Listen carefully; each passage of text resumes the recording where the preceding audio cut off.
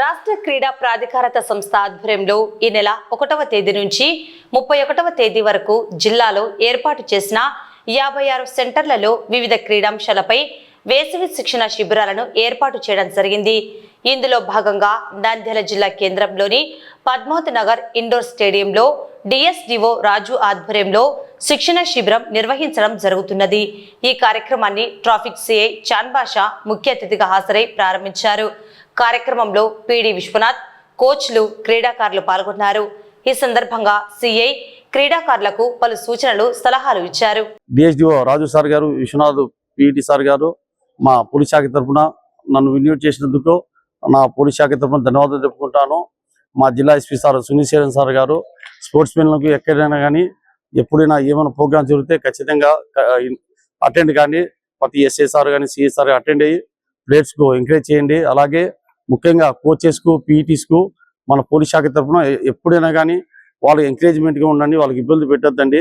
వాళ్ళు ఎప్పుడైనా కానీ కోచెస్ కానీ పీఈటీస్ కానీ ప్లేయర్స్ కానీ స్టేషన్ కానీ పోలీస్ స్టేషన్కి వస్తే వాళ్ళకు ఫస్ట్ ప్రిపేర్ చేయండి. రెస్పెక్ట్గా మాట్లాడి ఫ్రెండ్లీగా వాళ్ళకి ఏం కావాలనో వాళ్ళకు సౌకర్యాలు, ఆపర్చునిటీస్ సపోర్ట్ చేయమని చెప్పి మా జిల్లా SP sir Sunil Sen sir గారు చెప్పడం జరిగింది. కాబట్టి కోచెస్ నా కైండ్ రిక్వెస్ట్ ఏమంటే మీరు ఏమైనా ప్రాబ్లమ్స్ ఎప్పుడైనా ఏమైనా ఉంటే కూడా మీరు దయచేసి ఏ స్టేషన్ పోయినా కూడా మా పోలీస్ శాఖ నా మాదిరి మీకు సపోర్ట్ చేస్తారు, కోఆపరేట్ చేస్తారు, అలాగే రియాక్ట్ అవుతారు.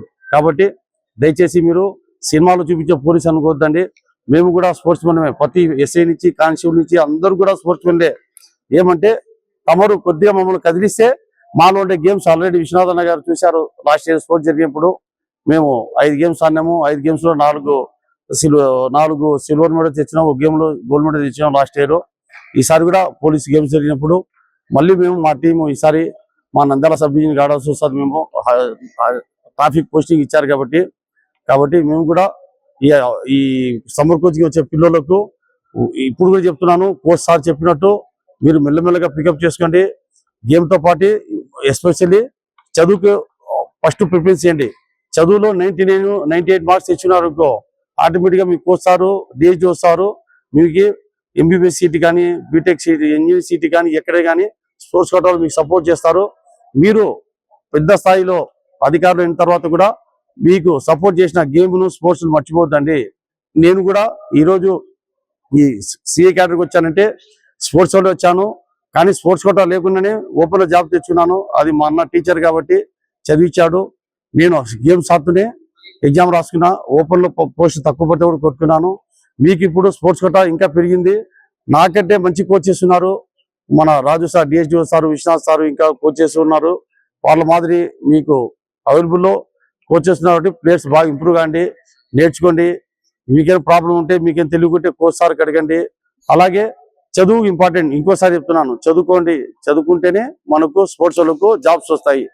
ఎందుకంటే జాబ్స్ వస్తేనే మనకు మంచిగా రెస్పెక్ట్ ఉంటుంది. స్పోర్ట్స్ మెన్ బాగా చదువుతున్నాడు, జాబ్ తెచ్చుకున్నాడని. స్పోర్ట్స్ ఆడుతూ చదువు లేదనుకో జాబ్స్ రావు. జాబ్స్ రాలేదనుకో ఎంత ఆటగాడినా కూడా లాస్ట్కు ఏదో సూపర్ మార్కెట్లో లేకుంటే జిరాక్స్ సెంటర్లో 6,000 7,000 జీతానికి పోల్సి వస్తుంది. కాబట్టి ఎడ్యుకేషన్ ఉందనుకో స్పోర్ట్స్తో పాటు మంచి 2 lakhs 3 lakhs బయట కంట్రీకి వెళ్ళొచ్చు హ్యాపీగా. సాఫ్ట్వేర్ చేసిన వాళ్ళు, ఎంబీబీఎస్ సీట్లు తెచ్చిన వాళ్ళు, డాక్టర్లు కావచ్చు స్పోర్ట్స్ కోటా కింద చదువుకోవాలి. అయితే చదువుకొని ఆడుతుంటే బాగా మనకు మన ఫ్యామిలీ మెంబర్స్, మన కోచెస్ కూడా హ్యాపీ ఫీల్ అవుతారు. రాష్ట్ర క్రీడా ప్రాధికార సంస్థ రాష్ట్ర నలుమూలమున ఈ సంవత్సరం 2020 సంవత్సరంలో వేసవి శిక్షణ శిబిరాలను ఎంతో ఘనంగా నిర్వహించడం జరుగుతుంది. ఈ వేసవి శిక్షణ శిబిరాలు మన నంద్యాల జిల్లాలో మొత్తం 56 సెంటర్లలో క్యాంపులు ఇవ్వడం జరిగింది. ఈ 56 సెంటర్లలో కనీసం ఒక 30 నుంచి 50 మంది పిల్లలను గ్యాదర్ చేసి పిల్లలకు వాళ్ళ మంచి బేసిక్స్ నేర్పించాలనే ఉద్దేశంతో ఈ సమ్మర్ క్యాంపులు నిర్వహించడం జరుగుతుంది. ఈ సమ్మర్ క్యాంప్ నిర్వహించే వాళ్లకు ప్రతి ఒక్క క్యాంప్ ఇన్ఛార్జ్ కి 10,000 రూపాయల మెటీరియల్, అదేవిధంగా ఫ్లెక్సీ, ఈసారి అదనంగా డైట్లు కూడా ఇవ్వడం జరుగుతుంది. డైట్ సంబంధించి చిక్కీలు కూడా మనకు రాష్ట్ర క్రీడా ప్రాధికార సంస్థ విజయవాడ నుంచి పంపిణీ చేయడం జరిగింది. అవి ఇప్పుడు పిల్లలకు పంపిణీ చేస్తాము.